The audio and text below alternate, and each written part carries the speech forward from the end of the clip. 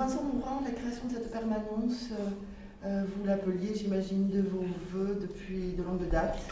Il était prévu dans notre programme de Bordeaux Respire que la mairie reviendrait au cœur de la cité en utilisant les locaux actuellement occupés par le centre d'animation dans le cadre du projet urbain. On ne peut pas attendre le projet urbain, il faut que la ville vienne tout de suite dans la cité et donc j'utilise la maison du projet pour organiser une permanence, des élus qui seront là tous les 15 jours le samedi matin, des services de proximité de la mairie, des services de médiation, les services d'état civil, le conseil citoyen du quartier. L'idée, c'est vraiment la ville, dans un moment difficile, où les services publics sont malmenés, il est important que la ville donne l'exemple. Et aujourd'hui, c'est un premier exemple du retour du service public dans la cité.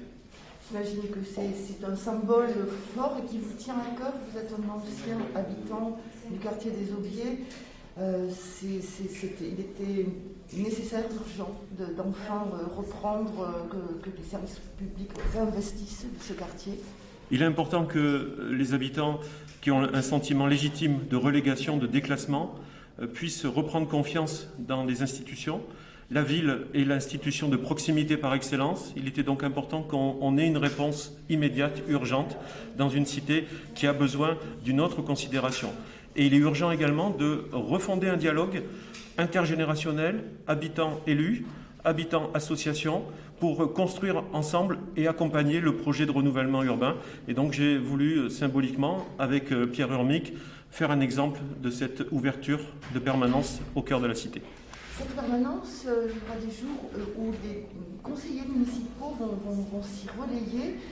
C'est une bonne chose finalement que tous s'y collent, finalement, viennent prendre la mesure des choses ici et viennent mesurer sur le terrain ce qu'il en est de ce quartier. Lorsque j'ai proposé d'ouvrir cette permanence à l'ensemble des élus de la majorité municipale, il y a eu des réponses quasi spontanées d'un grand nombre d'entre eux. Ça montre que nos élus, notamment nos jeunes élus, ceux qui n'ont pas forcément encore toute l'expérience politique, ont envie d'occuper le terrain. C'est vraiment l'image un peu de ce qu'on essaie d'instiller avec Pierre Urmic. Et donc des élus de terrain à disposition des habitants.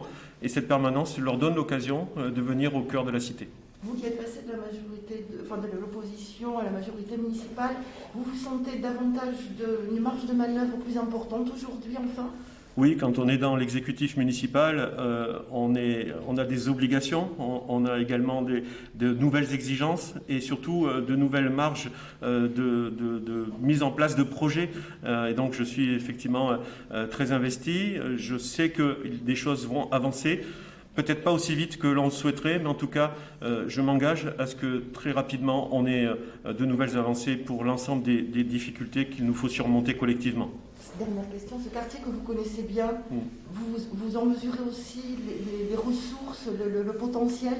C'est un quartier avec énormément de ressources, des professionnels investis, des associations qui sont sur le terrain en permanence, un quartier village et un quartier qui a une histoire mais qui a aussi envie de se projeter. Et pour se projeter, il faut trouver toutes les réponses aux besoins, les besoins en termes de logement, les besoins en termes de qualité du cadre de vie, des besoins en termes de propreté, des besoins scolaires, des besoins jeunesse.